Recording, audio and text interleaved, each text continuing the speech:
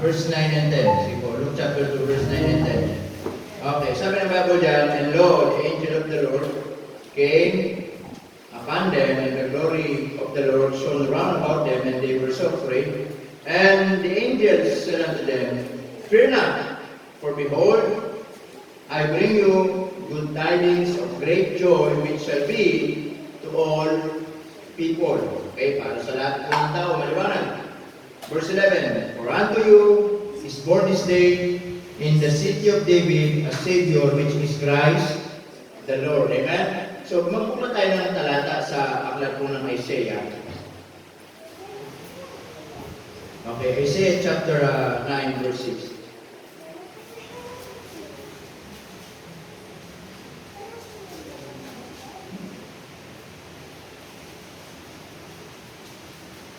Okay, Isaiah chapter 9, verse 6. Ang sabi ng Bible dyan, okay, nakita nyo na?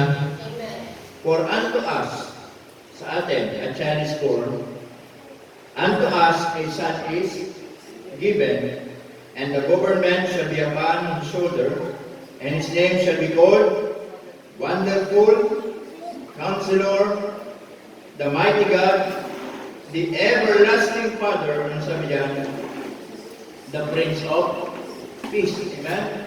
Pagkakang ulit, dito, hindi ka pinapanganak si Jesus, ay meron akong bula kung ano yung ibig sabihin ng kanyang pangalan. Tama? Sabi dyan, sa verse 6, for unto us a child is born. Sa atin meron isang sanggol na ipapanganak. At sa atin meron, anong sabi doon? Anak na ibibigay. Amen?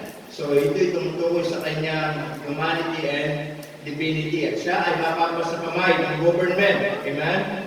At sabi dyan, yung kanyang pangalan, tatawagin, Wonderful, Counselor, the Mighty God, the Everlasting Father, the Prince of Peace. Dahil po muna mag-pray. Panginoon, salamat po ng marami sa oras po nito. Salamat po sa time na meron po kami na kapag-aral po sandali ng mga salita. Maunawaan po namin na kapagpasalamat kami patuloy kung paano kayo katakila sa buhay po namin. Salamat po sa pangalan ni Jesus. Amen. Amen. Okay.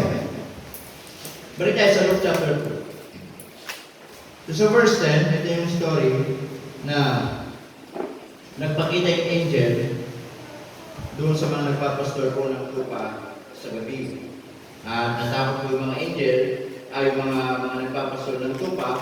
Sabi ng Bible in verse 10, sabi ng mga angel, huwag kayong matakot. Sapagkat narito, dinadalan po kayo ng isang mabuting, ano sabi doon? Mabuting balita ng mayroong malaking kagalakan na kapwa sa lahat ng takot. Amen po ba? Now, of course, alam naman po natin, ang Kapaskuhan ay siyempre patungkol po sa Panginoon. Amen? As I said the Sunday, it's not all about material things, but it is more about spiritual things. Amen? Hindi natin kailangan sumabay sa sistema ng mundo para masabing bongga yung Pasko natin. Tama? Kung ikaw ay meron ng Kristo sa puso, ikaw na yung pinakamasayang nagpapasko sa mundo. Amen po ba mga kulit?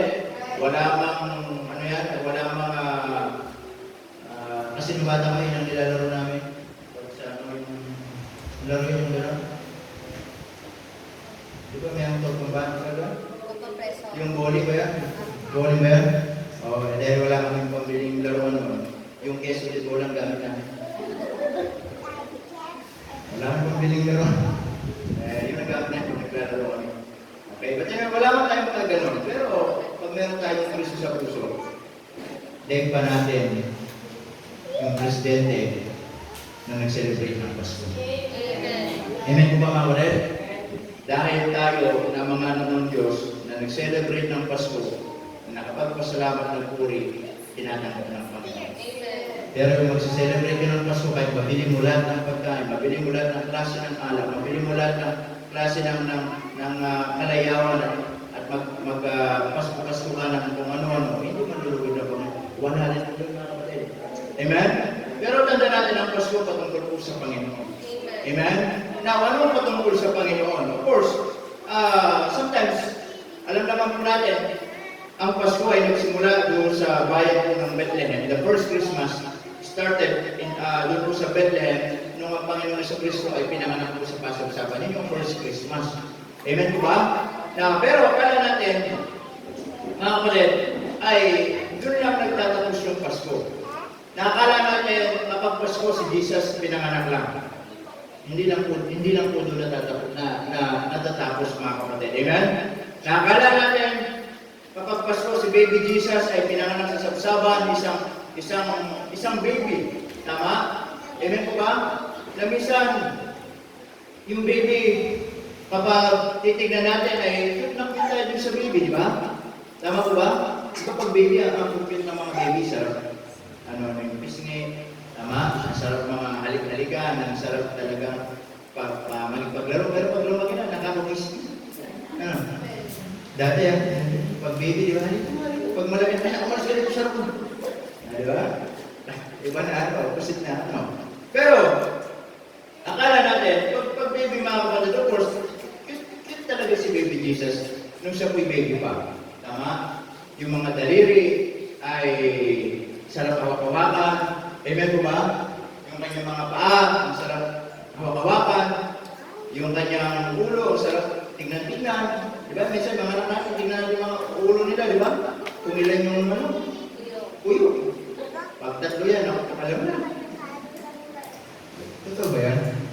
Parang hindi naman, Tama? Kasi ako isa lang yung ulo, kaya matigas ang ulo.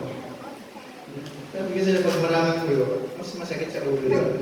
Hindi po, okay? Akala nila ay ang Pasko patungkol po sa Panginoon, patungkol lang sa kapanganakan ng Panginoon. Amen? Pero nakakalimutan natin, of course, pinanganak si Jesus, pero meron pinaka-main purpose bakit po siya pinanganak. Amen? And Christmas, it is all about the birth of Jesus Christ, and also, it is all about the death of the Lord Jesus Christ. Kaya nung baby siya, di ba? Tama? Yung mga magi, tama? Yung mga wise men, naglakbay po sila. Almost 1 year silang naglakbay para hanapin po kung saan titigil yung star. At nung makita nila, si baby Jesus ay nasa 2 years old below na. Ganun katagal sila naglakbay. Tama po ba? And then nung nakita nila, nagandun sila ng frankincense, mira, dito, at yung mga symbolic na, kasi yung pinanganak isang hari, yung pinanganak ay, di ba yung frankincense, incenso, ginagamit po yun sa templo, para it is a part of worship, pagsamba, na yung baby na yun ay sinamba talaga nila. And then yung mira, ginagamit sa pang-embalsamo. Tama ko pa mga kapatid? At so then, di ba, nung pinanganak sa chapter 2, nakita nila, ano sabi doon? Ano sabi? Matatagpuan niyo siya at yung isang tanda, nakabalo siya sa lampin. Alam niyo yung mga tao noon, kapag sila yung mamamatay, ililibing na, binabalutan sila ng lampin. Okay? Yung buong katawan, nandun lang, nakaigaw sila. So it is talking that it is all about the death of the Lord Jesus Christ. Amen? Of course, kung meron pinanganak, yung pinanganak na yun, ang pinaka-purpose ay mamatay sa ating mga kasalanan. Amen? Kaya nga ngayong Pasko, hindi lang natin basta aalalahanin na meron Kristong pinanganak, kundi ngayong Pasko, inaalala din natin na meron Kristong pinanganak at kung bakit siya pinanganak ay para mamatay sa krus ng Kalbaryo. Amen? Para akuin lahat ng ating mga kasalanan. Tama po ba? Para bigyan tayo ng pag-asa. Kaya sabi sa verse 10, sabi ng mga ng angel doon sa mga shepherd, I bring you good tidings of great joy which shall be to all people. Yung good tidings po dyan, ito po ay gospel. Ito po ay ebanghelyo. Amen?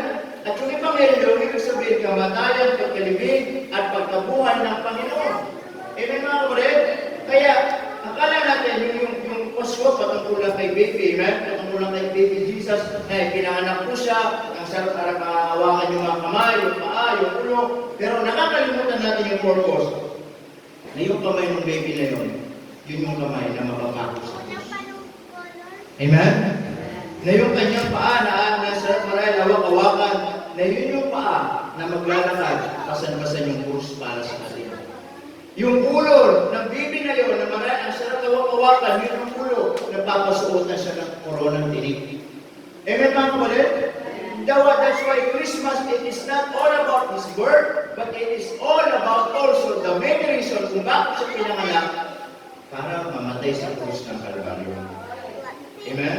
Kaya nga yung Pasko, magpasalamat tayo, meron pinanganak. At hindi lang basta pinanganak. What is the point kung meron pinanganak at hindi siya namatay? Did you get my point? Yes, pinanganak na si Jesus, kaya kung hindi naman siya namatay, sino pa rin magliligtas sa akin? Tama? Paano kaya kung si Jesus ipinanganak sa sabsaban? Pero hindi siya namatay, hindi siya napapo. We still were hopeless. Amen po ba? Kaya nga salamat, ipinanganak siya at namatay siya sa krus ng Kalbaryo. Amen? At inilibing siya at nabuhay muli, umakyat sa langit, at ngayon yung inaasahan natin balang araw, babalik po siya muli. Amen po mga kapatid? Kaya po, dapat tayo mananampalataya this coming Christmas ay itong Papasko na ngayong araw. Magpasalamat tayo sa Diyos bago po sa material na bagay. Panginoon, salamat po, meron kami ganito. Panginoon, bago tayo magpasalamat, Panginoon, salamat po, meron kaming masarap na pagkain. Panginoon, meron kaming magarang gamit. Panginoon, meron kaming bagong ganito. Bago po natin magpasalamat yung mga yun, unang ipagpasalamat natin, Panginoon, salamat, ipinanganak ka at namatay ka para mabigyan ako ng kaligtasan. Amen po mga kapatid? Kaya po, yun po yung Pasko mga kapatid, hindi lang po si Jesus ipinanganak, but the main reason kaya siya pinanganak, para mamatay sa krus, para sa iyo at para sa akin. Amen? Ngayon, nasa langit na po siya, nasa kanang lulukan po siya ng Ama. Inaantay natin yung kanyang pagbabalik. Amen po mga kapatid? Yun po yung pinaka-reason kung bakit may Pasko. Tama po ba? Kaya ang layo, di ba? Ang layo kung paano ang mundo mag-celebrate. Tama? Ang mundo mag-celebrate. Hindi kumpleto yung Pasko nila pag walang alak. Yung iba, hindi kumpleto yung Pasko nila pag walang videoke. Yung iba, hindi kumpleto yung Pasko nila kapag walang mga masasarap na pagkain. Amen? Yung iba, hindi masarap yung, hindi masaya yung Pasko nila kapag hindi nila nabibili mga gusto nila ngayong Pasko. Kapag walang kasama, walang bagong gamit, walang bagong ganito. Amen, mga kapatid? Kasi, yun lang yung focus nila kung bakit para sa alam maging masaya ang Pasko nila. Tayo, without those things, it's okay.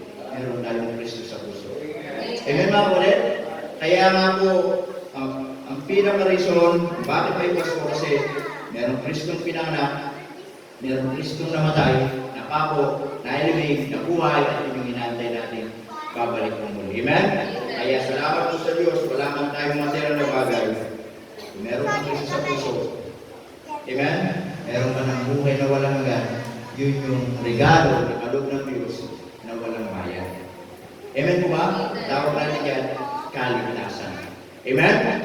Buhay na walang hanggan. At yung buhay na walang hanggan na yun, matatamulan dun sa ipinanganak dun sa sabsaban na si Jesus. Amen? At tinapos niya dun sa krus ng Kalbaryo. Tama po ba? Amen po ba mga ulit? Salamat po sa Diyos. Yun yung pinaka-main reason kung bakit meron tayo Pasko. Ang ibig sabihin ng Pasko, meron Jesus ipinanganak, namatay, nailibing, at nabuhay po muli. Amen po ba mga ulit?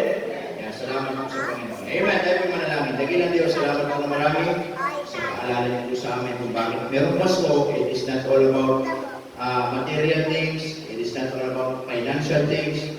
But it is more, Panginoon, about the Lord Jesus Christ na ipanganak, especially namatay sa krus ng Kalbaryo para tutusin kami sa pagkakasala at bigyan ng buhay na walang hanggan. Umakyat sa langit ngayon, naantay namin ang kanyang pagbabalik. Salamat po sa paalala sa pangalan ni Jesus. Amen. Amen. Dahil po ay dadako sa ating mga prayer request. Sa ano po natin, of course, yung mga may sakit, siguro sila sa mga wala hindi nagsabi. Okay. Pero pag-pray po natin siyempre mga may sakit sa Maggie, yung kanyang pamangkin si Lord, si mga may sakit. Naalala ko pala, okay, yung ano,